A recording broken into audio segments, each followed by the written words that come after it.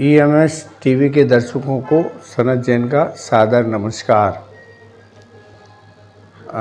कुछ ऐसे मसले होते हैं जिनके बारे में स्वतंत्र राय रखना ज़रूरी होती है और वो स्वतंत्र राय रखने के लिए कभी कभी ऐसे उदाहरण भी लेने पड़ते हैं जो ठीक होते हैं या नहीं होते मुझे नहीं मालूम, लेकिन एक फ्रांस की खबर पढ़ी कि वहाँ खटमल से लोग परेशान हैं और फ्रांस की सरकार वो खटमलों को ख़त्म नहीं कर पा रही है।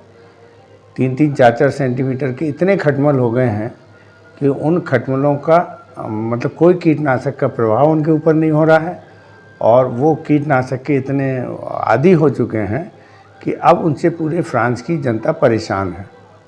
ऐसे ही कहा जाता है एक मच्छर को तो मार नहीं सकते हैं और वो मच्छर बहुत सारी बीमारियों को जन्म देके चला जाता है। कुछ ऐसे ही स्थिति इजराइल और हमास के बीच में जो युद्ध शुरू हुआ है वही स्थिति अब पूरी दुनिया में देखने को मिल रही है। इजराइल ने पिछले वर्षों में बहुत ताकत इकट्ठी की। सैन्य शक्ति के मामले में दुनिया के शीर्ष देशों में इजराइल शामिल था और हमास और इजराइल के बीच में या फ़िलिस्तीन के बीच में बहुत लंबे समय से झगड़ा चल रहा था। कई बार इसमें समझौते भी हुए, लेकिन पिछले जब से नेतन्याहू प्रधानमंत्री बने इजराइल के, उसके बाद से फ़िलिस्तीन के ऊपर लगातार इजराइल दबाव बना रहा था, हमले कर रहा था और कुछ ऐसी स्थितियां थीं कि जिनसे फ़िलिस्तीन के लोगों को नागरिक जीवन को बड़ा नुकसान हो रहा था। कहा जाता है कि उतना ही दबाना चाहिए जितना सहन हो जाए। बांस को भी उतने ही आप झुकाओ कि बांस टूटे नहीं, और यदि आप ज़्यादा बांस को झुकाओगे तो वो भी टूट जाता है। तो इजराइल और हमास के बीच जो अभी वर्तमान स्थिति बनी हुई है, तो इजराइल ने पिछले कई महीनों से फ़िलिस्तीन को जिस तरीके से दबाने का प्रयास किया और जिस तरीके से फ़िलिस्तीन के लोगों को जेलों में बंद रखा और उनके समझौते तोड़े और मनमानी करने लगा था। और इस मनमानी का जो कारण है मेरी समझ में कि नेतन्याहू के ख़िलाफ़ जो इजराइल में उन्होंने नगर न्यायपालिका के अधिकारों को कम करने की बात की थी, उसके बाद लाखों लोग इजराइल की सड़कों पर उतर आए थे और वो नेतन्याहू का इस कदम का विरोध कर रहे थे कि अदालतों की शक्तियाँ कम नहीं होनी चाहिए और नेतन्याहू के ऊपर भ्रष्टाचार के भी बड़े आरोप लगे हुए थे। तो डाइवर्ट करने के लिए नेतन्याहू हमेशा फ़िलिस्तीन को निशाना बनाते थे और फ़िलिस्तीन के ऊपर उनके जुल्म बढ़ते जा रहे थे। उन्हें ऐसा लग रहा था कि फ़िलिस्तीन के नाम पर हम अपनी सत्ता को बचाए रखने में सफल होंगे। अब जिस तरीके से हमास के लोगों ने एक दिन में 5000 से ज़्यादा रॉकेट छोड़कर और मरता क्या ना करता की स्थिति में आकर अब उन्होंने जो हमला किया है और उसके चक्कर में अब पहली बार इजराइल फंस गया है कि फ़िलिस्तीन में हमास के लोग तो बहुत थोड़े से हैं, लेकिन जो फ़िलिस्तीन के नागरिक हैं वो ना तो हमास के लोग हैं और वो केवल उसमें सभी वर्गों के लोग हैं। तो जिस तरीके से इजराइल अब फ़िलिस्तीन के ऊपर हमला कर रहा है तो उसको लेकर 22 इस्लामिक देशों ने इसका विरोध किया है और वो खुलकर फ़िलिस्तीन के समर्थन में आए हैं। आज जॉर्डन में लाखों लोग सड़कों पर उतर आए और वो इस बात का विरोध कर रहे हैं। यूरोप के देशों में भी जो लोग हैं उन्होंने भी विरोध प्रदर्शन करना शुरू कर दिए हैं और इसकी क्रिया प्रतिक्रिया पूरी दुनिया में हो रही है।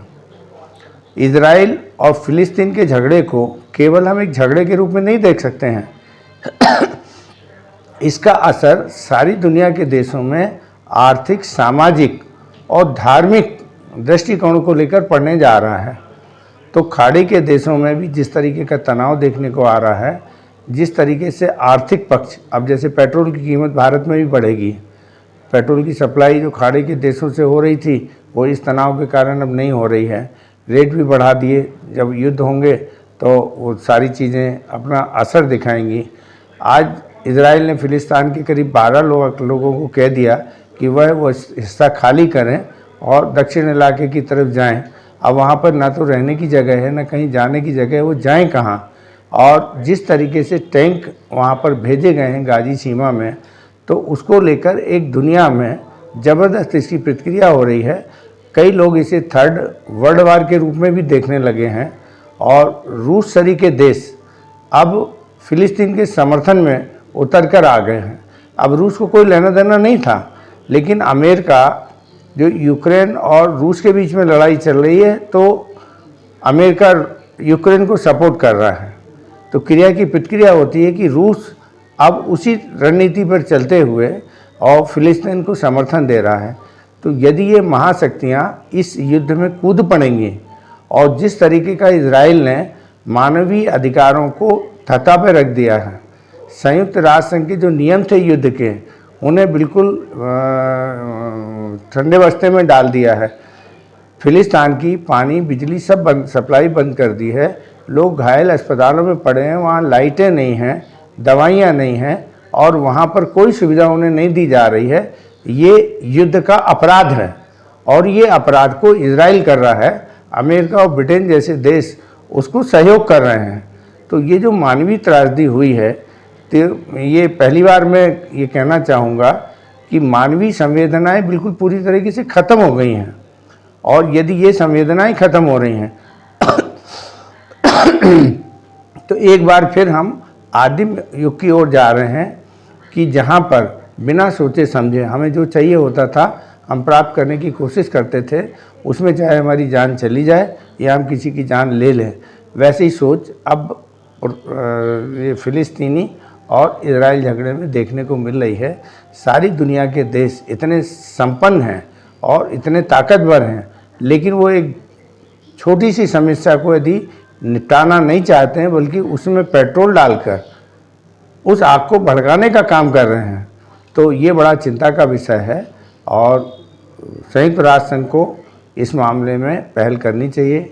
भारत सरकार को भी बड़े नपी तुली, क्योंकि हमारे संबंध अरब देशों के साथ भी बहुत हैं, हमारे संबंध इजराइल के साथ भी हैं और फ़िलिस्तीन का भी। हमने इतने 50 वर्षों से जो झगड़ा चल रहा है, एक अपन ने जो रणनीति बना रखी थी कि हम उसमें पार्टी नहीं बनते थे, तो भारत को इस युद्ध में पार्टी नहीं बनना चाहिए और सकारात्मक रूप से यदि युद्ध में कोई सहयोग कर सकते हैं युद्ध को रोकने में, या वहाँ की जो पीड़ित लोग हैं उनकी सहायता में भारत अपना कोई योगदान दे सकता है, तो देने की कोशिश करना चाहिए।